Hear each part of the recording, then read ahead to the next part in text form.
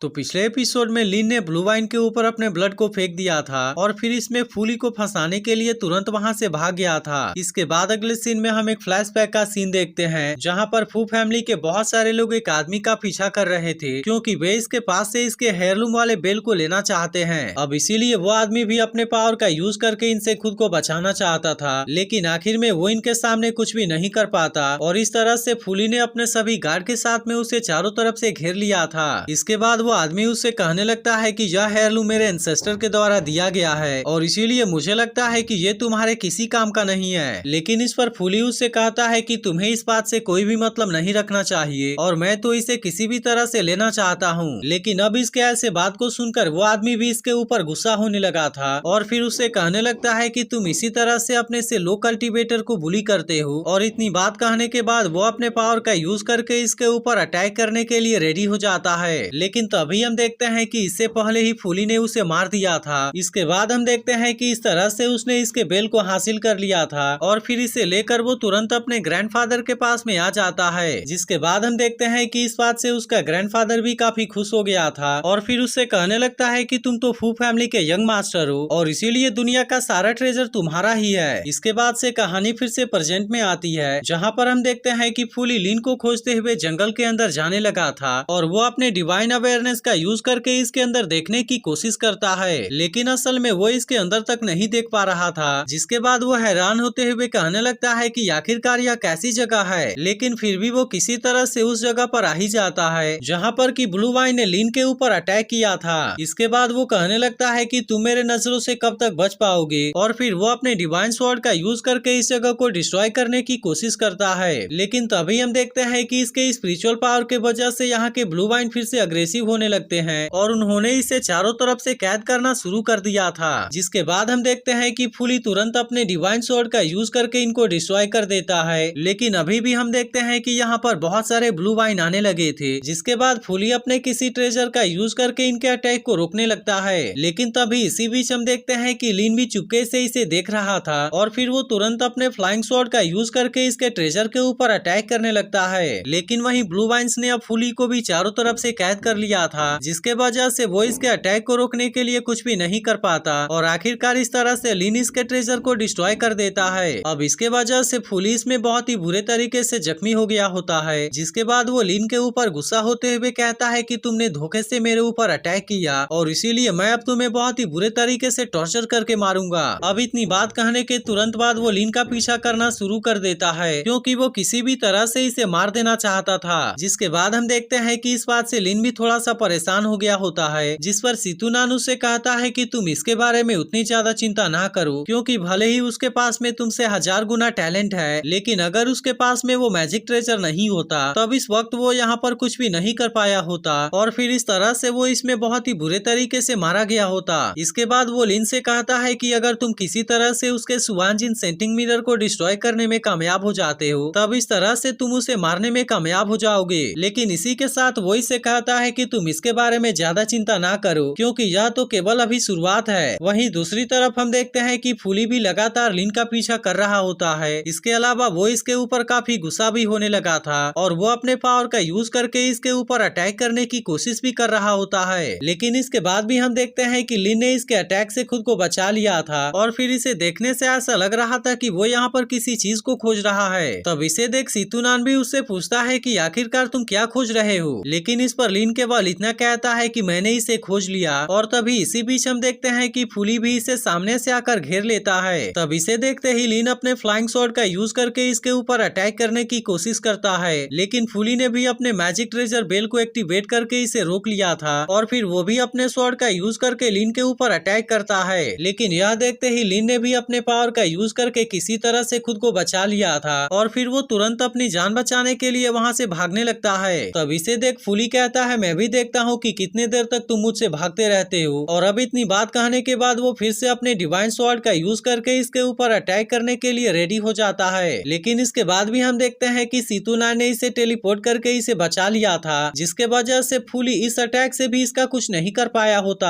इसके बाद हम देखते हैं कि फूली इसके बारे में चेक करने के लिए वहाँ पर आता है, जहाँ पर हम देखते हैं कि ग्रीन कलर की एक अजीब सी स्मोक बाहर आने लगी थी और फिर अचानक से इसमें से एक अजीब तरह का क्रिएचर बाहर आकर इसके ऊपर अटैक अटैक कर देता है। तब इसे देख फूली भी इसके अटैक से खुद को बचाने की कोशिश करता है, लेकिन अब वो इसके ऊपर ग्रीन डैन के पावर का यूज करने के लिए रेडी हो गया था। जिसे देख सीतूनान कहने लगता है कि मैंने तो इसके बारे में उम्मीद नहीं किया था कि कोई डीमन डाओ ग्रीन डैन के ग्रैंड मैजिक को कल्टीवेट करेगा, क्योंकि इसके एक्सप्लोड होने के बाद से इसमें से बहुत ही खतरनाक पावर बाहर आती है और इसीलिए इससे दूर रहना ही सही है। वहीं दूसरी तरफ हम देखते हैं कि फूली इसके बीच में बहुत ही बुरे तरीके से फंस गया होता है, जिसके बाद वो अपने बेल वाले मैजिक ट्रेजर का यूज करके खुद को बचाने की कोशिश करने लगा था। लेकिन फिर जैसे ही वो आदमी अपने पावर का यूज करके इसके ऊपर अटैक करना शुरू कर देता है, तब इसके बाद फूली भी इसके पावर के सामने कुछ नहीं कर पाता और अब इस तरह से वो इसके ऊपर भारी पड़ने लगता है। इसके बाद हम देखते हैं कि वो फिर से इसका सामना करने की कोशिश करता है, लेकिन जब उसे समझ आ जाता है कि वो इसके सामने कुछ भी नहीं कर पाएगा, तब वो तुरंत अपनी जान बचाने के लिए वहाँ से भागने लगता है। वहीं दूसरी तरफ हम देखते हैं कि सीतूनान इस बात से अभी भी काफी हैरान होता है और फिर वो कहने लगता है कि वो हाउस होल्ड डीमन जरूर ही अपने इंटेलिजेंस के अर्ली स्टेज में है, लेकिन आखिरकार तुम्हें कैसे पता था कि वो यहीं पर है। तब इस पर लीन इससे बताता है कि मैंने इस फॉरेस्ट में स्पिरिचुअल की को सेंस किया था और फिर मैंने देखा कि वह तो इसी तरफ कॉन्सेंट्रेट हो रही है और फिर इसी के साथ जब हम भागते हुए इस तरफ आ रहे थे, तब मैंने नोटिस किया कि ब्लू वाइन का डिस्ट्रीब्यूशन यहाँ पर कम होने लगा है, जिसके वजह से मैं समझ गया कि यहाँ पर कोई छिपा हुआ है और ये ब्लू वाइन भी उससे काफी डर रहे हैं। तब इसके बारे में सुनकर सीतूनान उससे कहता है कि फूली अब तो केवल अपनी जान बचाने के बारे में सोच रहा होगा और इसीलिए मुझे ऐसा लगता है कि काउंटर अटैक करने के लिए यही सबसे अच्छा टाइम है। वहीं दूसरी तरफ हम देखते हैं कि फूली अपनी जान बचाकर भागते हुए काफी थक गया होता है और तभी अचानक से लीन वहाँ पर आकर अपने फ्लाइंग शॉट से इसके ऊपर अटैक कर देता है। इसके बाद वो इसे कहने लगता है कि अब तुम यहाँ से बचकर नहीं जा पाओगे, लेकिन इसके बाद हम देखते हैं कि फूली इसके ऊपर और भी ज्यादा गुस्सा हो जाता है और वो भी इसके ऊपर अटैक करने के लिए फिर से अपने डिवाइन स्वॉर्ड को बाहर निकाल लेता है। तब इसे देख सीतूनान समझ जाता है कि वो असल में इसके साथ में दांव लगाना चाहता है ताकि वो दिखा सके कि किसकी स्वॉर्ड ज्यादा फास्ट है। इसके बाद सीतूनान कहने लगता है कि मेरे पास में भी गायब होने की एबिलिटी है। जिसके बाद हम देखते हैं कि लीन भी अब फूली के ऊपर अटैक करने के लिए पूरी तरह से रेडी हो गया था, क्योंकि वो यहाँ पर इसे किसी भी तरह से मार देना चाहता है। अब इस तरह से हम देखते हैं कि दोनों ने अपने अपने स्वॉर्ड का यूज करके एक दूसरे के ऊपर अटैक कर दिया था, लेकिन असल में लीन की स्वॉर्ड इससे ज्यादा फास्ट होती है, जिसके वजह से सीतूनान इसका फायदा उठाकर इसे इंजर्ड कर देता है और अब इसी के साथ उसने टेलीपोर्ट करके लीन को भी बचा लिया था। अब इस तरह से हम देखते हैं कि आखिरकार फूली यहाँ पर मारा जा चुका था, जिसके बाद लीन इसके बॉडी को अपने बैग में रख लेता है और फिर इसी के साथ उसे पता चलता है कि वो डीमन इसी तरफ आ रहा है, इसीलिए वो अपनी जान बचाने के लिए तुरंत वहाँ से गायब हो जाता है। जिसके बाद हम देखते हैं कि वह डीमन भी इसे नहीं खोज पाया होता और लीन इस तरह से अपनी जान बचाकर एक सेफ जगह पर आ गया होता है। तभी सीतूनान उसे कहने लगता है कि इस बार तुम तो पूरी तरह से क्रेजी हो गए थे, क्योंकि अगर इसमें मैं वहाँ पर थोड़ा सा भी स्लो हो गया होता तब इस तरह से तो तुम भी यहाँ पर मारे जा चुके होते। जिस पर लीन उससे कहता है कि फूली को मारने के लिए मेरे पास में केवल यही एक चांस था और अगर मैंने किसी तरह से इसे मिस कर दिया होता तो फिर उसके पावर के रिकवर होने के बाद मैं उसके सामने कुछ नहीं कर पाता।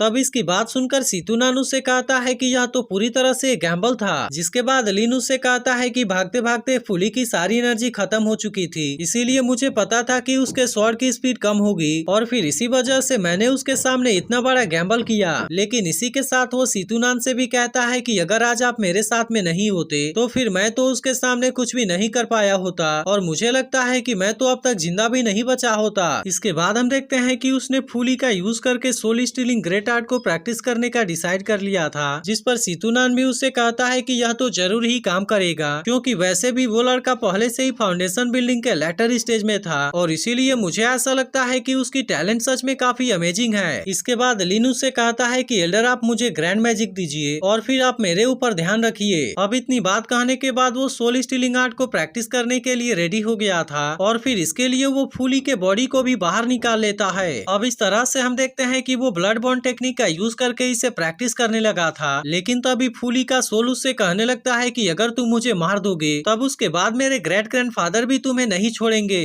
लेकिन इसके बाद भी हम देखते हैं कि लीन को इसके बारे में कोई चिंता नहीं होती और फिर वो इसके सोल एनर्जी को बाहर निकालने लगता है। लेकिन अब इसके वजह से हम देखते हैं कि इसके गले में पड़े लॉकेट के अंदर दरार आने लगती है, इसीलिए अब इसके ग्रेट ग्रैंडफादर को भी इसके बारे में पता चल गया था। जिसके बाद इस बात से वो काफी गुस्सा हो गया होता है और फिर कहने लगता है कि वो कौन है जो कि मेरे ग्रेट ग्रैंडसन के साथ में ऐसा करना चाहता है। अब इस तरह से हम देखते हैं कि वो लिन को ऐसा करने से रोकना चाहता था और उससे कहता है कि अगर तुमने मेरे ग्रेट ग्रैंडसन के सोल को छोड़ दिया तब उसके बाद मैं भी तुम्हें कुछ नहीं करूंगा। तब इस पर लिन उससे कहता है कि इसने मेरे फ्रेंड को मार दिया और इसके अलावा वह तो मुझे भी मारना चाहता था और इसीलिए अगर मैं इसका यूज करके प्रैक्टिस करने में कामयाब हो जाता हूँ तब इसका मतलब होगा कि मैं इससे अपना बदला लेने में कामयाब हो गया। लेकिन अब इसके वजह से हम देखते हैं कि उसका ग्रेट ग्रैंडफादर इस बात से इसके ऊपर काफी गुस्सा होने लगा था और फिर उससे कहने लगता है कि अगर तुमने मेरे ग्रैंडसन के सोल को डिस्ट्रॉय कर दिया तब उसके बाद मैं किसी भी कीमत पर तुम्हें नहीं छोड़ूंगा और मैं फू हुआन वादा करता हूँ कि तुम्हें भी जरूर मारूंगा। लेकिन इसके बाद भी हम देखते हैं कि लिन फूली के सोल को डिस्ट्रॉय कर देता है जिसके वजह से उसका ग्रैंडफादर इस पर और भी ज्यादा गुस्सा हो गया था और फिर इसके बाद वो अपने प्रीमोर्डियल इन्फेंट पावर का भी यूज करने के लिए रेडी हो जाता है। तब इसे ऐसा करता हुआ देख बाकी मास्टर उसे रोकने लगे थे लेकिन फू हुआन अब किसी की भी बात सुनने के लिए रेडी नहीं होता और कहता है कि मैं किसी तरह से अपने ग्रैंडसन का बदला जरूर लूंगा। इसके बाद हम देखते हैं कि उसने अपने कर्ज को स्टार्ट कर दिया था और फिर कहता है कि जिस किसी ने भी मेरे फू फैमिली के लोगों को मारा है उसे अब मेरे कर्ज का सामना करना पड़ेगा। लेकिन वहीं दूसरी तरफ हम देखते हैं कि लिन ने फूली के सोल को पूरी तरह से डिस्ट्रॉय कर दिया था और अब इसके पावर का यूज करके वो यहाँ पर प्रैक्टिस करने लगता है। लेकिन तभी सीतू नानू से कहता है कि अब तुम एक प्रीमोडियल इन्फेंट पीरियड के एक्सपर्ट के लाइफ कंज्यूमिंग बॉन्ड वाले कर्ज से पीड़ित हो गए हो, इसीलिए जैसे ही तुम उसके रेंज के अंदर जाओगे वो तुम्हें टेलीपोर्ट करके बहुत ही आसानी से अपने पास में बुला लेगा। तब इस पर लिन उससे पूछता है कि क्या इसे ब्रेक करने का कोई तरीका है। तब इस पर सीतू नानू से कहता है कि तुम इसके बारे में ज्यादा चिंता ना करो क्योंकि अगर तुम उसके ज्यादा नजदीक में नहीं जाओगे तब इस तरह से मेरे होते हुए कोई भी तुम्हें डिटेक्ट नहीं कर पाएगा।